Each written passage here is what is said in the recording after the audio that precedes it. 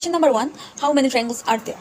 এখানে কয়টি ত্রিভুজ আছে তা নির্ণয় করব। তো সহজে নির্ণয় করার উপায় হচ্ছে প্রথমে আমরা কাউন্ট করব কয়টি ত্রিভুজ আছে। 1 2 3 4 5 6 7 8 9 কাউন্ট করার পর রেখে দিলাম। এরপর পরের ত্রিভুজ কাউন্ট করব 1 2 3 4 5 6 7 এরপর নেক্সট 1 2 3 4 5 1 2 3 1 এখন এই সবগুলোর যোগফল কত? সবগুলোর যোগফল হচ্ছে 45, এর সবগুলোর যোগফল হচ্ছে